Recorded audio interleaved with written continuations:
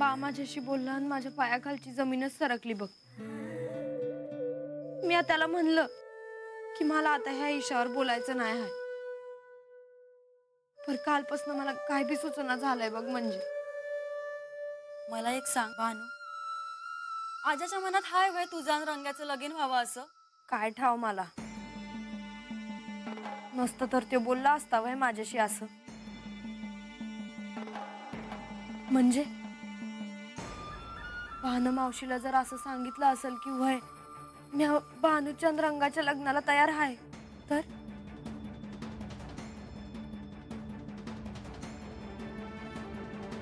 नाही भानू, आजाच्या मनात जर असं असेल ना तर समजा कठीणच आहे बघ। पण मला विचारशील तर मला नाही वाटत ग तो मावशीला असं काय बाय सांगल म्हणून। कुणास ठाव? तसं नाही भानू, आजाचं लई प्रेम आहे तुझ्यावर, स्वतःच्या जीवापेक्षा लई जपतो तो तुला। तुला ही गोष्ट आवडणार नसल आणि तुला दुःख होणार असेल तर तो असं काय बी करणार नाही बघ। वय ग, मला बी बाला दुखवायचं नाही हाय बघ। माझा ऐकशील तर राजाशी बोल परत एकदा। तुला करायचं हाय वय रंग्याशी लगीन? अगं तुला काही येड लागलंय का? मग तसं सांगून टाक आजाला आणि ह्यो विचार डोक्यातनं काढून टाक बघ। अगं उशी पुनव जवळ आली हाय, खंडेराय घरला येणार हे विसरली नाहीस नव? अगं कसं विसरेन म्या, खंडेराय आहेत म्हणून तर मी हे समज माग सारू शकते। मग आता रंग्याचं आणि तुझ्या लग्नाचं खूळ डोक्यातनं काढून टाक बघ। आणि खंडेराय घरला येणार तेव्हा काय काय तयारी करायची हाय हे ध्यानात ठेव बघ। वय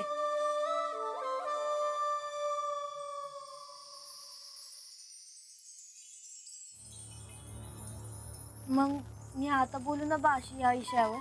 हाय का आता? एकदा सांगितलं ना हा विषय काढायचा नाही म्हणून। मग अगं तसं नाही ग, पर बाला बी काळजी असेल ना। मग त्याला सांगून टाक मला या विषयावर बोलायचं नाही म्हणून, आणि त्याला हे बी सांग की खंडेराय घरला येणार आहेत म्हणून तू बी हा विषय काढू नकस। वय बानू, असा रडका चेहरा नका ठेवूस बघ, तू हासरीच लई चांगली दिसतीस।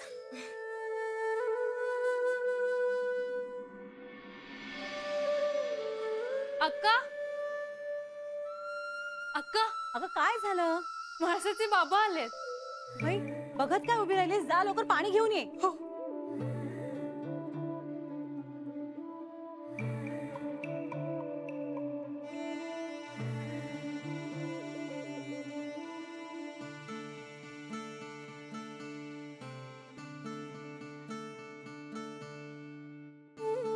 या बाबा,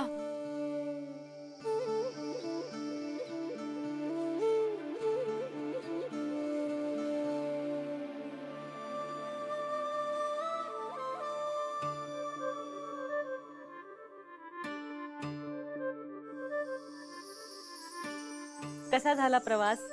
उत्तम। मला सांगा गाव कसं आहे, गावातली लोक कशी आहेत, आणि विवाह उत्तमरित्या पार पडू शकेल अशी ऐसपैस जागा आहे ना? हो सांगतो सांगतो मायानंदा, किती घाई करताय आपण?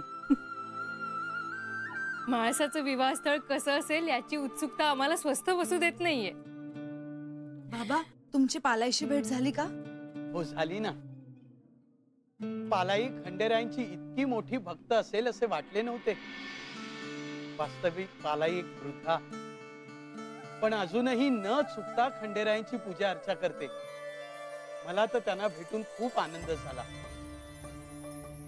जाता जाता एखादे तीर्थक्षेत्र दिसले का नेहमीप्रमाणेच माझ्या सांगण्याकडे दुर्लक्ष केले? मायानंदा, अहो ज्या गावात साक्षात खंडेरायांचे शिवलिंग आहे त्या गावापेक्षा मोठे तीर्थक्षेत्र ते कोणते असणार आहे? माझ्या म्हाळसाचा विवाह त्या ठिकाणी होणार ही माझ्यासाठी खूप समाधानाची गोष्ट आहे।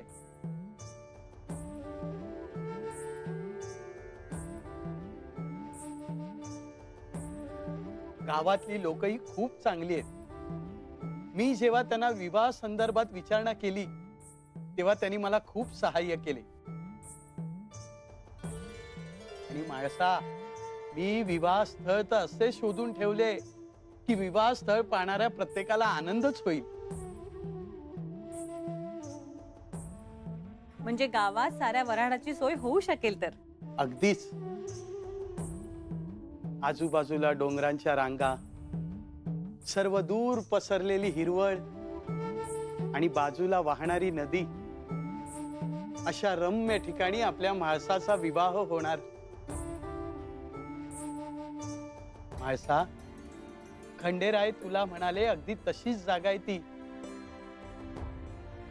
धरित्रीवर वेदिका आणि आकाशाचा मंडप.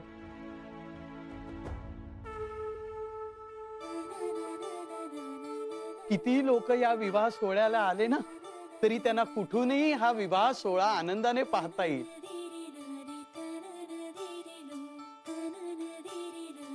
माझ्या डोळ्यासमोरून तर अजूनही त्या रम्य ठिकाणाचे दृश्य जाता जात नाहीये.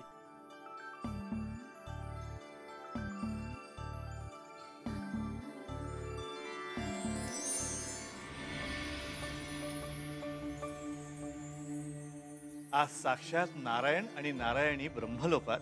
कारणही तसं विशेष आहे, आपण जाणताच.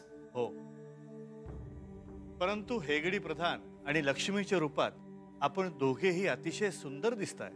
श्री मार्तंड भैरव आणि चिरंजीव सौभाग्यकांक्षिणी म्हाळसा यांच्या विवाहाचं आमंत्रण देण्यासाठी आम्ही दोघं इथे आलो आहोत. ही घटना अद्भुतच आहे. महादेव आणि पार्वतीच्या या अवतारात श्री विष्णू आणि श्री महालक्ष्मी प्रत्यक्ष आमंत्रण देण्यासाठी आले आहेत.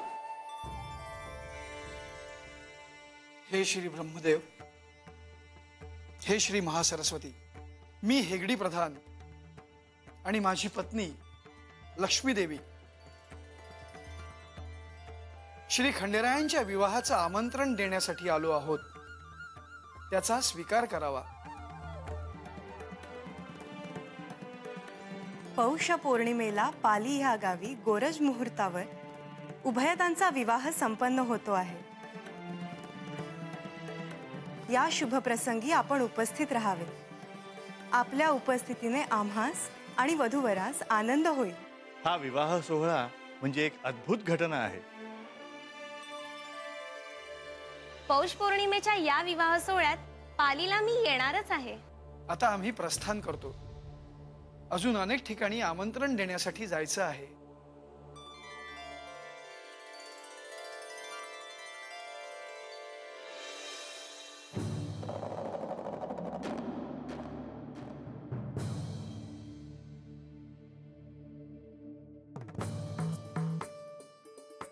बोलावे. काय करत आहात? इथे विवाहाचं वातावरण आहे. सगळेजण काही ना काहीतरी काम करतच आहेत. मी आपला नुसताच पाहतोय. आमच्याकडे सुद्धा विवाहाचे वातावरण आहे. पौष पौर्णिमा जशी जवळ येते तशी माझ्या हृदयाची धडधड वाढते. प्रत्येक क्षण पळतोय असं वाटतंय. दिवस कधी सुरू होतो आणि कधी संपतो हे कळतच नाहीये. डोळ्यासमोरून तुमची प्रतिमा जात नाहीये. म्हाळसा, तू जेजुरीस कधी येते याची मीही आतुरतेने वाट पाहतोय. म्हाळसा, मी तुला विवाहाच्या स्थळ संदर्भात आठवण करून दिली होती. त्याचे काय झाले? हो, मी सांगायचे विसरलेच. विवाहाच्या तयारीसाठी आपण पालीला जाऊन येण्यास सांगितले होते. हा निरोप मी बाबांना दिला. ते पालीला जाऊन आले. हे उत्तम झाले. विवाहासाठी आपण अगदी योग्य स्थळ निवडले आहे असे बाबा म्हणत होते. पालीचे वर्णन त्यांनी मला सांगितले. आपला विवाह जिथे होणार आहे ते एक विस्तीर्ण पठार आहे. त्यावर विवाहासाठी वेदिका तयार करायची आहे. पालीचे वर्णन जेव्हा मी ऐकले तेव्हा माझ्या मनात एक सुंदर चित्र तयार झाले. म्हाळसा, पालीला आपला विवाह झाल्यानंतर भविष्यात अनंत काळापर्यंत आपले विवाह स्थळ म्हणून पाली हे प्रसिद्ध राहील. माझ्यावर प्रेम करणाऱ्या माणसांची इथे रीघ लागेल. इथे येणाऱ्या माझ्या भक्तांची मी नेहमी इच्छा पूर्ण करेन. पालाई नावाच्या आपल्या भक्ताला बाबा भेटून आले. तिच्यासाठी आपण जे काही केले ते ऐकून मला खूप आनंद झाला. इतके शरीर थकलेले असतानाही तिची भक्ती तुमच्याविषयी कमी झाली नाही, ती वाढतच गेली. म्हाळसा, पाली हे विवाहस्थळ तुम्हा सर्वांना आवडले म्हणून मला खूप आनंद झालाय. या ठिकाणी पौष पौर्णिमेला माणसांची अलोट गर्दी असेल. ग्रह, नक्षत्र, देवलोकी उपस्थित राहतील. या सर्वांच्या उपस्थितीत हा सोहळा असा काही होईल की बघणाऱ्यांच्या डोळ्यांचे पारणे फिटेल. तो क्षण कधी येतोय असं मला झालंय.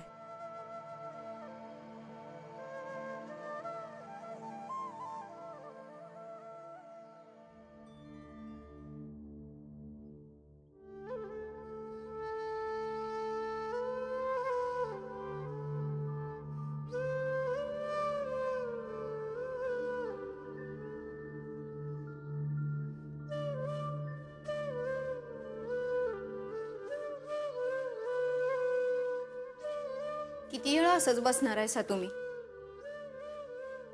शांता,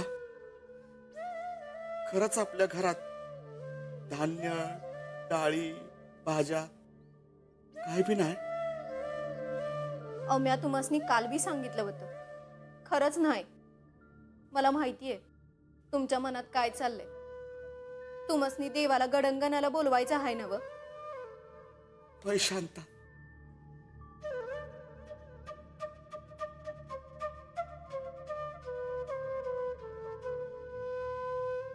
मला वाटतंय तेव्हा खंडोबानं आपल्याकडे गडंगणाला यावं. देवाचं एवढं लगीन ठरलंय आणि आपल्याला काय बी करता येऊ नये. भाई आपण ते कुठं, आपण कुठं? सोन्याच्या जेजुरीत राहणारा देव आहे तो. आपल्या गरीबा घरी कसा यायचा?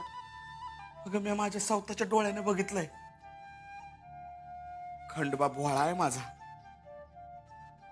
स्वतः मला घेऊन गेला होता जेवायला गडावर.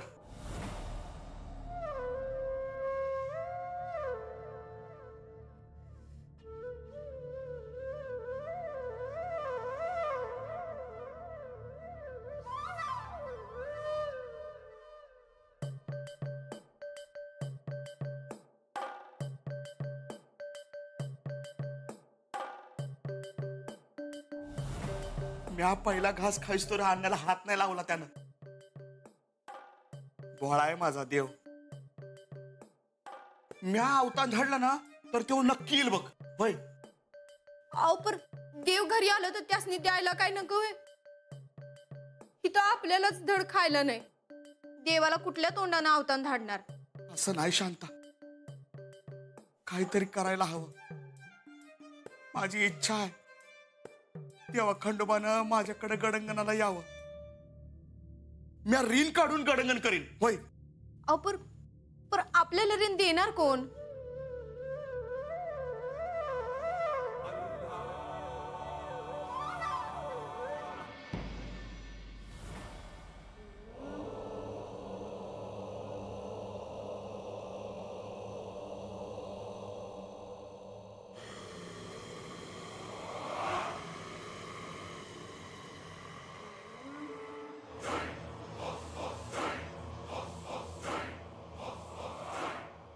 ये,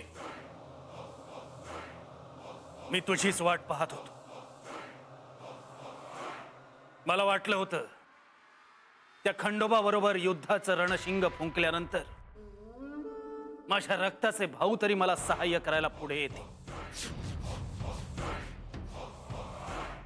पण तसं झालं नाही. मी एकटाच त्या खंडोबाशी युद्ध करण्यास सज्ज झालो. कुंभक, अजूनही वेळ गेलेली नाहीये. आपल्या आईने तुला समजवण्याचा प्रयत्न केला. दैत्यगुरु शुक्राचार्यांनी तुला सांगून पाहिलं. उलूकचं मौन तर तुला कधी कळलंच नाही. तू का कुणाचंच ऐकत नाहीयेस कुंभक? कारण तुम्हा कोणालाही आपल्या पित्याच्या वधाचा सूड घेण्याची इच्छा नाहीये.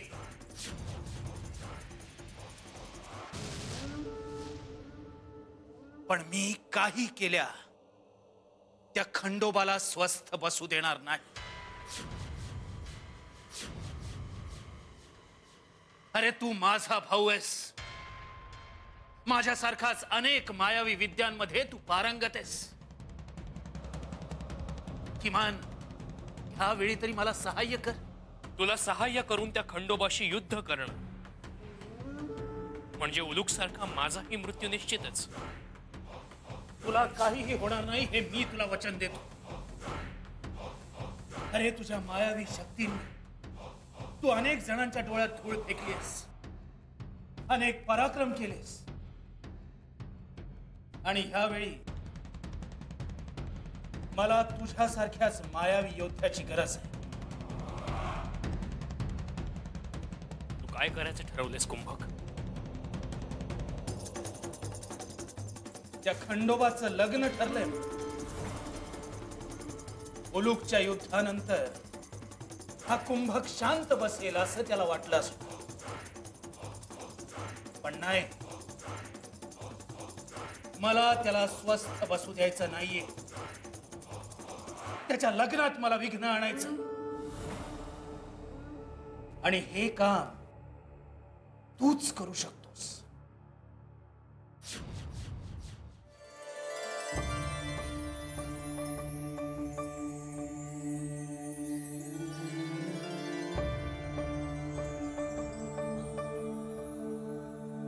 लक्ष्मी देवी, प्रधानजी, आपण सर्वांना निमंत्रण देऊन आलात हे नुकतंच मला कळलंय. कसा झाला आपला प्रवास? उत्तम देवा. देवलोक, ब्रह्मलोक आणि हिमालयातील ऋषी परिवाराला निमंत्रण देण्याचं कार्य यथोचित पार पडलं.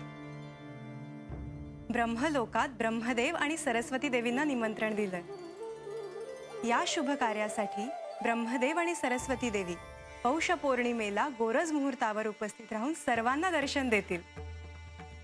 आणि या निमित्ताने आम्ही पुन्हा क्षीरसागरात जाऊन आलो.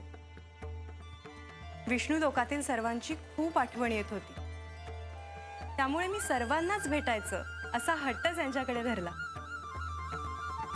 आणि यांनी माझा हट्ट पूर्ण केला. खरंच तुमच्या दोघांशिवाय क्षीरसागराला आणि विष्णू लोकाला शोभा नाही हे मी जाणतो. देवा, नारद मुनींनी विवाह संदर्भात सर्वत्र सांगितल्यामुळे विवाह होणार हे सगळ्यांना माहीत होतच, परंतु आम्ही दोघांनी विवाहाचं निमंत्रण देणं सगळ्यांना अनपेक्षित होतं. विशेषतः इंद्रलोकात इंद्र आणि इंद्राची पत्नी शची यांना निमंत्रण देताच त्यांना अत्यंत आनंद झाला. हो, परंतु इंद्रदेव इतके प्रश्न विचारत होते की मला शंका आली की त्यांना बानूविषयी कळलं तर नाही ना. देवा, भविष्यात इंद्रदेवावर आपल्याला लक्ष ठेवावं लागेल, कारण बाणाई त्यांची कन्या आहे हे अद्यापि त्यांना ठाऊक नाहीये. आणि इंद्रदेवांना जर हे कळलं तर त्यांच्यापासून बानू सुरक्षित राहणार नाही. देवा, खरं तर विवाह कार्याच्या आधी आम्ही हे आपणास सांगावयास नको, परंतु आपण चर्चा केल्याप्रमाणे इंद्रदेवाला दूर ठेवावं लागेल, कारण इंद्राच्या अहंकारामुळे बाणाईला अनेक हालअपेष्टांना सामोरं जावं लागेल. परंतु हे होऊ नये याचं दायित्व माझं आहे.